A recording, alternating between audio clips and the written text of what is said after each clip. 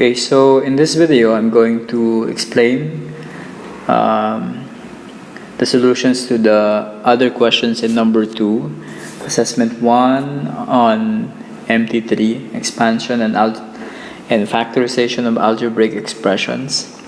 And we are now in number 2F. So still the same, we are factoring expressions, so factor the expressions completely.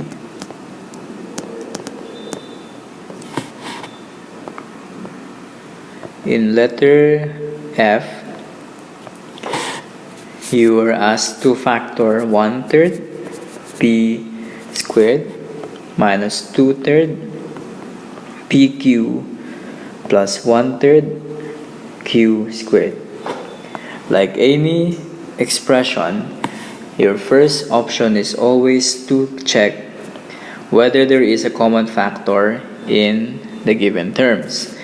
And if you look at the given expression, every term has 1/3. Okay? Although you see some p's, letter p's, not all terms have p and not all terms have q. So you cannot factor out p and q. But we can factor out 1/3, and that makes the remaining expression p squared minus 2 pq plus q squared. So after performing that, factoring by the GCF, which is 1/3, you have to check whether the remaining expression can be factored. Now, if you remember a minus b squared, the result of this is a squared minus 2ab plus b squared. And upon inspection, the remaining expression after we factored the 1/3 or 1/3 actually follows that form. So that means if I will factor this will result into something raised to 2 or square. And that is simply the values p and the q, and then since it is coming from a minus 2pq, then the operation in between is a minus sign. Okay, so that's how we factor it. So it's more on being familiar with the special expressions, meaning expressions that can be easily factored.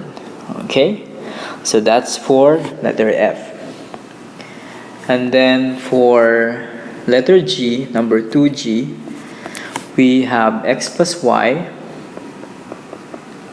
and then you have a plus b, and then minus y plus z, and then a plus b.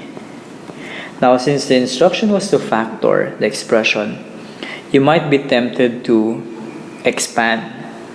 Okay, but this is not about expanding the expression.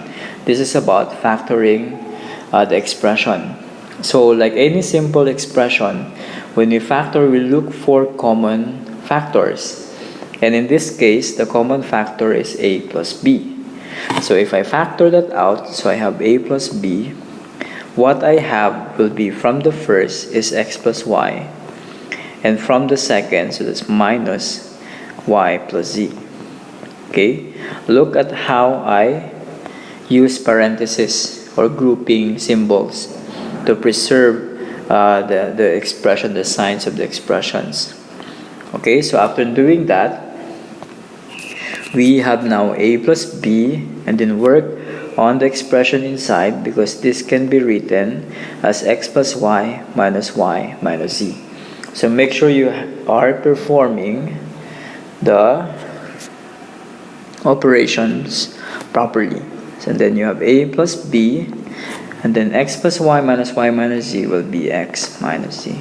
So this is the factored form. Okay, and then finally we have letter H. You have 6ax plus 12by plus 9bx plus 8ay. So same, to factor this, we look for any common factor. Now I have 6, 12, 9, and 8. 6, 12, 9 has a common factor 3, but 8 is not divisible by 3. Okay, so 3 is not a common factor to all. It can't even be 2 because 9 is not an even number. Okay, for the A, only the first, third, and fourth have A, and then only second and third have a B, and then only second and the fourth have Y. So there is really no common factor for the 4 terms. Okay, now, so how do we factor this? Because it's not a trinomial, we cannot just have directly factor it in this format. So now, common to 4 terms is that this can be factored by the method called factoring by grouping. So in factoring by grouping, you group expressions and try to factor any common factor from them. So if we look for groups, our first option is to have the first two, so 6ax plus 12by, and then we group abx, that's 9bx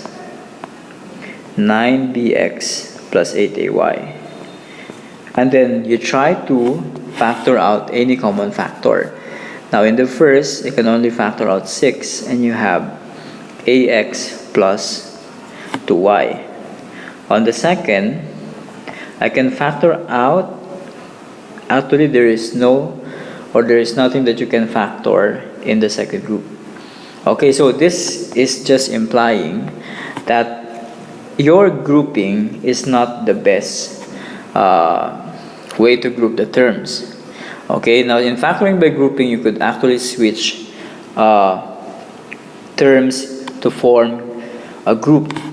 Okay, and you have to keep in mind that you should have something that can be factored from each group. Okay, so how do we inspect effectively? So first and second and third and fourth grouping is not working. So we try to check, what if I group the first and the third? So somehow I could see that I can factor out x, and the common factor to 9 and 6 and 9 is 3. So there is something that I can get from them. At the same time, if I will group the second and the fourth, I can factor out the y, and 12 and 8 has a common factor 4. So somehow, grouping those terms is the effective, is the one that will be effective. So I will write 6ax plus 9bx as the first group, and then 12by plus 8ay as the second group. So note how I preserve the signs. It's plus, it's minus. If there's a minus, it should be minus. Okay. So factoring the common factor for each term, the first is a 3 and an x. So this will result to 2a plus 3b. And then on the second, factoring out 4 and y, you have 3b plus 2a. And now in factoring by grouping, after factoring out from the groups, expect that you will come up with an expression that is the same to both. So even if 3b plus 2a is not in the same order as 2a plus 3b, we know that they're basically the same. So this is 3b plus 4y times 2a plus 3b. So there is common to the two groups. So once that happens, you can now factor out the common factor, which is 2a plus 3b. So this is the common factor. And then what's left in the first group is 3x. And then you have plus 4y. Remember, if you will factor this out, it goes out, then you have 3x plus 4y remaining. Okay? And that's the factored form of the given expression. Okay? So I hope you don't limit your your practice on just by understanding your mistakes on your previous assessment.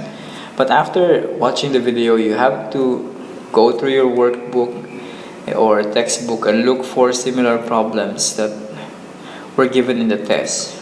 Just to give you a guide, when you review for a test, the book questions are categorized as basic, intermediate, and advanced. And since we also have categories in the test like type 1, type 2, and type 3, type 1 is basic, and then type 2 is intermediate level questions, and then type 3 are the advanced questions. So you could select questions in the textbook based on the level of difficulty.